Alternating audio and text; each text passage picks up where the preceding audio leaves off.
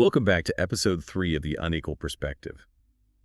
This time, we're going deep on a situation that could have, well, major implications. The possible deportation of Jamaican immigrants from the U.S. and what that might mean for Jamaica itself. We've got data on Jamaican immigration patterns, reasons for migration and enforced, potential plans for increased deportation. It's pretty complex.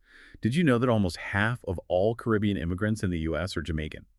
It's a massive population. So today we're going to try to figure out what might happen if a large portion of them were to return to Jamaica. Yeah, it's a scenario with a huge potential impact for sure, and it's really important to get a handle on the scale we're talking about here. We're looking at over 1 million Jamaican-born individuals living in the United States, and even if just a fraction of those individuals were deported, the effects would be pretty significant. Okay, so over 1 million Jamaicans in the U.S. That's a huge number. Makes you wonder, why did so many people leave Jamaica in the first place? Well, there are a few key reasons. One major driver is economic opportunity. Think about the wage differentials. For example, a construction worker might earn significantly more in the U.S. than in Jamaica. And remittances from Jamaican immigrants in the U.S. back to Jamaica, those amount to billions of dollars every year. That's a pretty clear indicator of the strong economic pull factors at play. Yeah, it's kind of like the classic American dream story, the promise of a better life. But it sounds like it's not just about earning more money. Right. Educational opportunities play a big role as well. Many Jamaicans come to the U.S. seeking higher education or specialized training that might not be available back home. And then there's also family reunification. Immigration policies often prioritize family ties, so that allows individuals to join relatives who have already established themselves in the U.S. That makes sense. But what about the other side of the coin? What about the push factors? What are the conditions in Jamaica that might have led people to leave in the first place? Well, high crime rates in Jamaica are definitely a factor. Limited social mobility and the perception of political instability also contribute to the decision to migrate. Imagine being a skilled professional in Jamaica, but you're stuck in a low-paying job and there's little chance of advancement. Or maybe you live in a community with lots of violence and feel unsafe. The U.S. with its perceived safety and opportunities. Well, it can seem like a beacon of hope in those circumstances. So we've got this large population of Jamaican immigrants in the U.S., driven by this mix of push and pull factors. Now let's talk about the elephant in the room. Trump's proposed deportation plan. How could this plan disrupt the lives of these individuals and their families?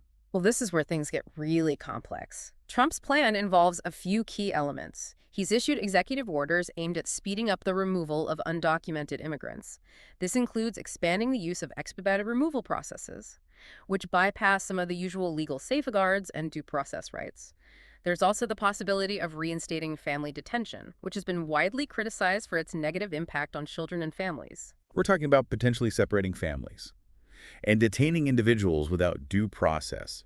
That sounds incredibly concerning. It's definitely a controversial approach. And to be ready for a potential surge in deportations, the administration is reportedly planning to expand detention facilities and even involve the military in immigration enforcement. This raises a lot of legal and ethical questions. Wow, the potential consequences of this plan are really far-reaching. But let's shift our focus now to what this could mean specifically for Jamaica. What happens if a significant number of Jamaicans are deported back to the island? That's the big question. It's really important to consider both the challenges and the opportunities that this scenario might present. Jamaica, like a lot of countries, has limited resources. A large influx of returning residents could put a serious strain on those resources. You've got me thinking. What specific challenges would Jamaica face if a large number of people were suddenly sent back? I guess we'll have to dig into that more later. Definitely. It's a crucial question to consider. Yeah, so let's try to imagine this scenario. What if tens of thousands or even hundreds of thousands of Jamaicans are sent back to the island? It's something that could have a really big impact on different parts of Jamaican society. Yeah, like where would all those people even live? I mean, Jamaica already has a housing shortage in some areas. Exactly. A sudden increase in population would definitely put a strain on the housing market. I mean, we could see rent going up, overcrowding, and in some cases, maybe even a rise in homelessness. And it's not just about finding a place to live, is it? What about jobs? Jamaica's economy isn't exactly booming right now. How would they be able to absorb so many people coming back, many of whom haven't worked in Jamaica for years? That's a really big concern. The competition for jobs could become really intense, and that might even drive down wages, especially in sectors like construction and tourism and agriculture, which are already some of the biggest sources of employment in Jamaica. That makes sense. And what about things like healthcare and education? Could those systems handle a sudden increase in demand? It's a good question. I mean, hospitals and clinics might see much longer wait times, and schools might struggle to find space for all the new students. And then social safety nets, well, they could be stretched really thin. It sounds like it could lead to some social unrest. If people are struggling to find housing and jobs and get the services they need, wouldn't that increase tensions and maybe even lead to more crime? It's definitely a sensitive topic, but it's an important point. I mean, a rise in crime rates could really undermine the feeling of safety and stability, the kind of stability that Jamaica has been working so hard to build. So far, this is painting a pretty bleak picture. hmm But you said earlier that there could also be opportunities that come with these challenges. What would those look like? Well, one potential upside is the influx of skilled labor. I mean, a lot of Jamaican immigrants in the U.S. have developed valuable skills and experience in all sorts of industries: healthcare, engineering, IT, you name it. So you're talking about reversing the brain drain. Instead of talented people leaving Jamaica, they'd be coming back and potentially using their skills and knowledge to help the island develop. Exactly. And it's not just about their technical skills either. Many of these individuals have gained experience in different business environments. They've learned about accessing capital and building networks, all of which could be really valuable for Jamaica's economic growth. It's like a knowledge transfer. That could potentially boost innovation and entrepreneurship on the island. Right. And we can't forget about the possibility of new businesses being started. Some deportees might return with savings or access to capital that they could use to start businesses, creating jobs and stimulating economic activity. Yeah, that would definitely help counter some of the negative economic impacts we've been talking about. Are there any other potential opportunities we should think about? Well, the cultural exchange aspect is really important. These individuals are coming back with new ideas and perspectives and experiences from living in the U.S., and that could really enrich Jamaican society and culture. That's a good point. It's about bringing back different ways of thinking, new approaches to problem solving, Hmm. and a broader worldview. Exactly. And we can't forget about the potential for strengthening connections with the diaspora. You could see increased trade and investment and more cultural collaborations between Jamaica and the U.S., all of that facilitated by returning Jamaicans who have built networks and relationships abroad. So there are definitely challenges, but there are also opportunities, potential downsides, but also potential upsides. So what does this mean for Jamaicans who are already living on the island? What can they do to get ready for this uncertain future? I think being proactive is really important, both in terms of planning and community engagement. I mean, we can't just sit back and wait to see what happens. Now is the time to start thinking about how to prepare, both individually and as a community. Okay, so let's get specific. What are some things that individuals can do, especially those who might be directly affected by potential deportations? Well, if you're a Jamaican immigrant in the U.S., the most important thing is to know your rights.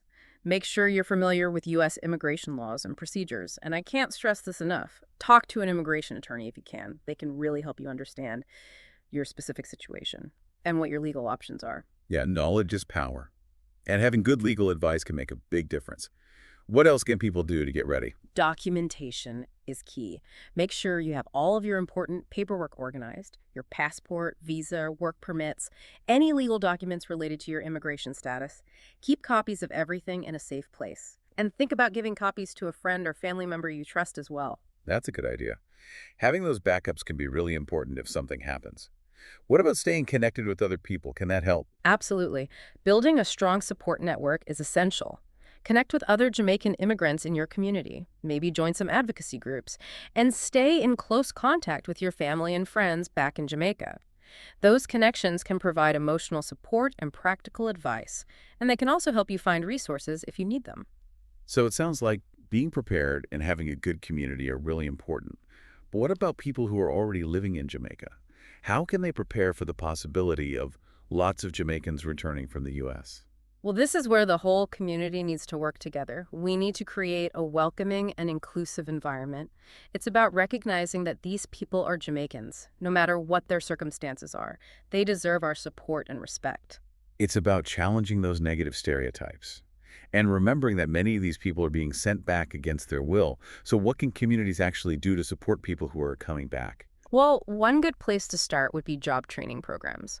Programs that are designed specifically for the skills and experience of returning residents.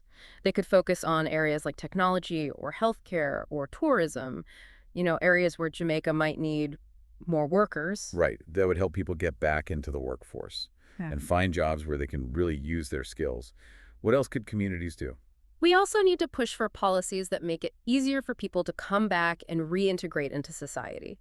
That could mean things like simplifying the process for recognizing foreign credentials so people can use the skills they learned abroad. And we definitely need to make sure there's enough affordable housing available.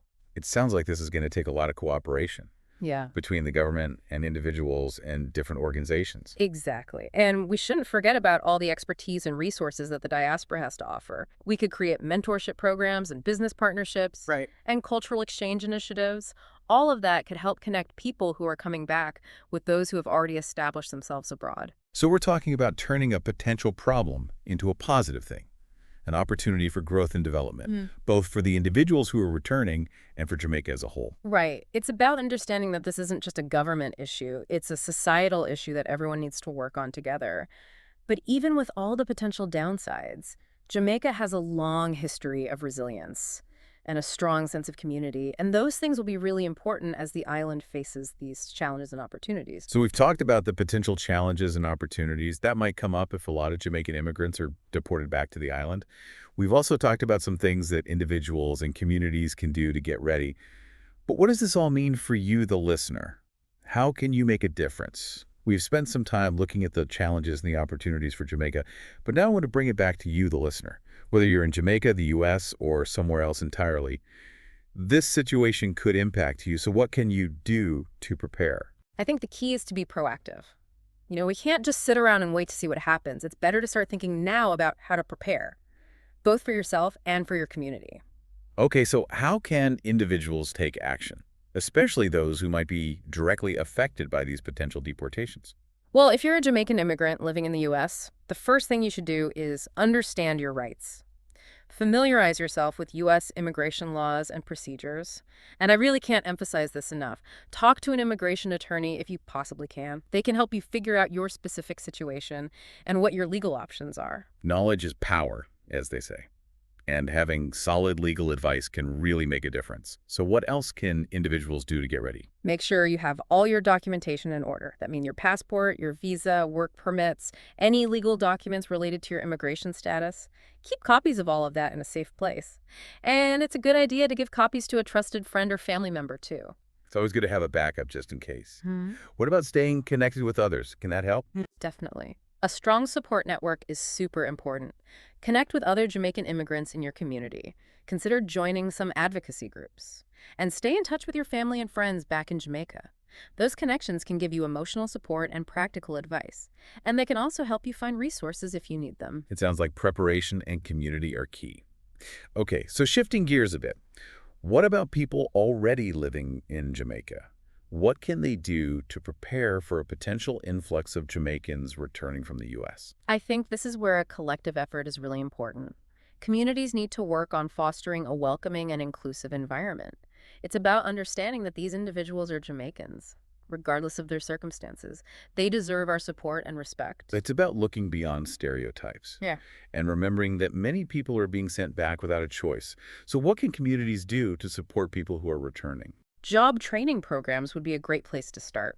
Programs that are tailored to the skills and experience of returning residents. Focusing on areas like technology or healthcare or tourism, sectors where Jamaica might have a need for more workers. Right. Help people find jobs where they can really use their skills. Are there other practical steps that communities can take? I think it's also important to advocate for policies that make it easier for people to come back and reintegrate.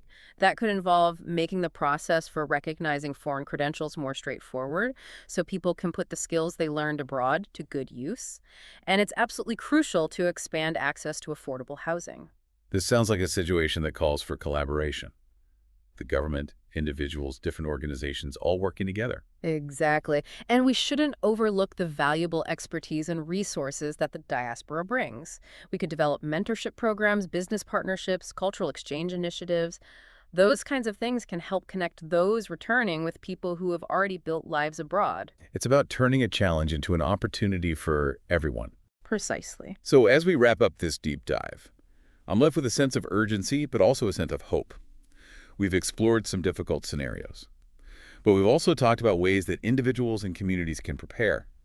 The future might be uncertain, but by working together, we can navigate these challenges and create a more inclusive and resilient Jamaica for all. I think that's a really important takeaway. It's a call to action, a reminder that we all have a role to play in shaping a brighter future for Jamaica. That's a great note to end on. So here's something for you to think about.